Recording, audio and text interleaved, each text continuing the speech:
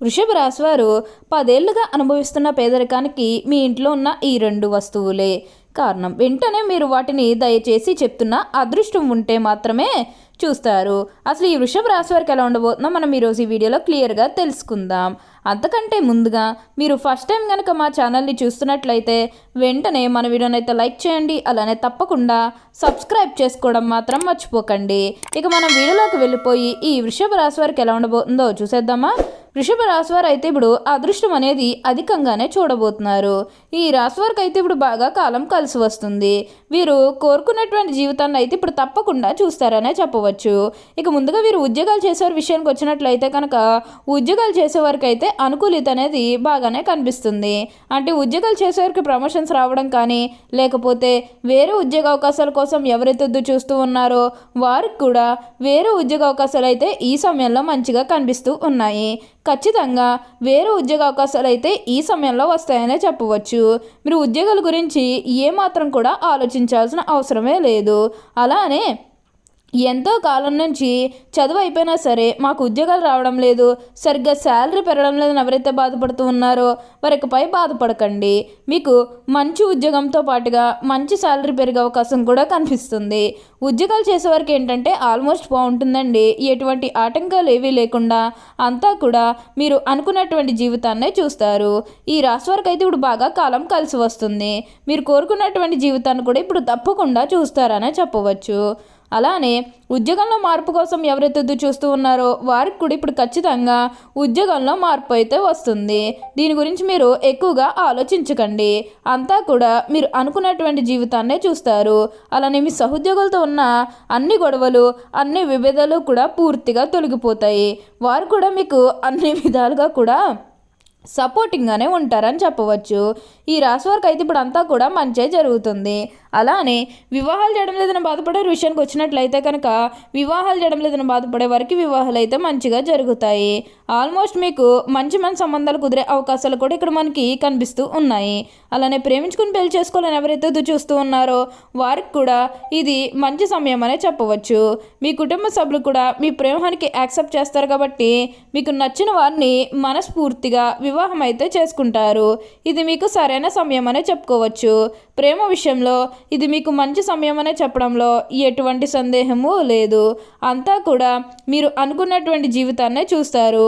అన్ని విధాలుగా కూడా ఇప్పుడు మీకు అదృష్టం అనేది అధికంగానే కలిసి వస్తుంది.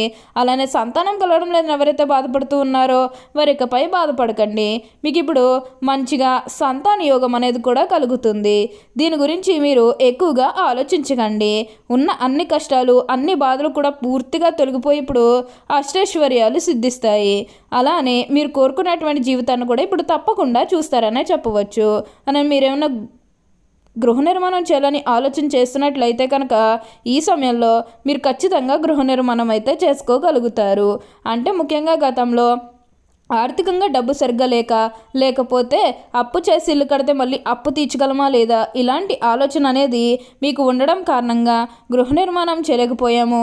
ఎప్పుడోకప్పుడు టైం వచ్చినప్పుడు చేయాలని మీరు ఆగి వెయిట్ చేస్తున్నట్టయితే కనుక ఇకపై మీరు వెయిట్ చేయకండి. ఇది మీకు కొంచెం అనుకూలంగానే కనిపిస్తుంది. కానీ మీరు గృహ నిర్మాణం చేసుకోవాలనుకుంటే మాత్రం ఈ సమయంలో మీరు ఖచ్చితంగా గృహ నిర్మాణం అయితే మీరు పూర్తిగా పూర్తి చేసేస్తారు. అంతా కూడా బాగుంటుంది.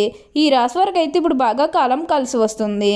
మీరు కోరుకున్నటువంటి జీవితాన్ని కూడా ఇప్పుడు తప్పకుండా చూస్తారనే చెప్పవచ్చు. ఈ రాశివారు ఎప్పుడూ కూడా అందరినీ ఒకే స్థాయిలోనే చూస్తారు.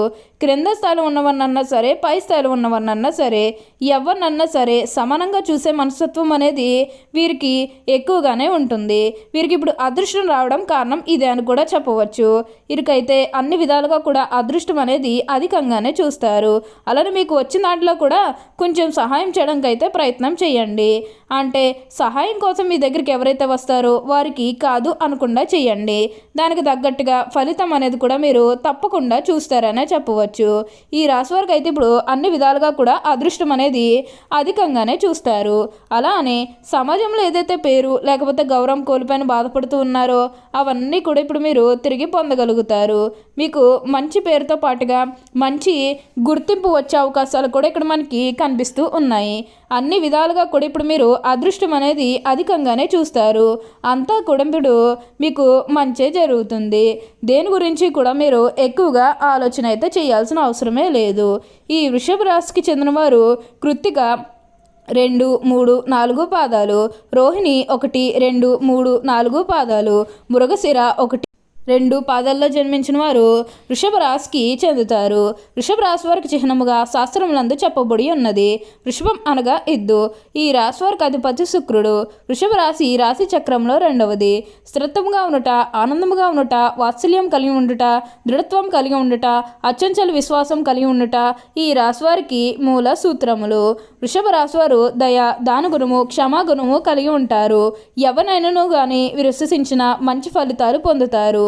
వృషభ రాశి వారి మీద విశ్వసించి ఆధారపడవచ్చు. వీరు తమకు నచ్చిన వారు అపరాధం చేసినప్పటికీ కూడా క్షమించే గుణం కలవారు. ఈ రాశి వారి యొక్క అభిప్రాయాలు మార్చటకు ఎవ్వరికి సాధ్యం కాదు. వృషభ రాశి వారు ఆనందంగా జీవిస్తారు. వీరికి అందమైన కళాత్మకమైనటువంటి వస్తువులు సేకరించుట అనే అభిరుచి కలిగి ఉంటారు.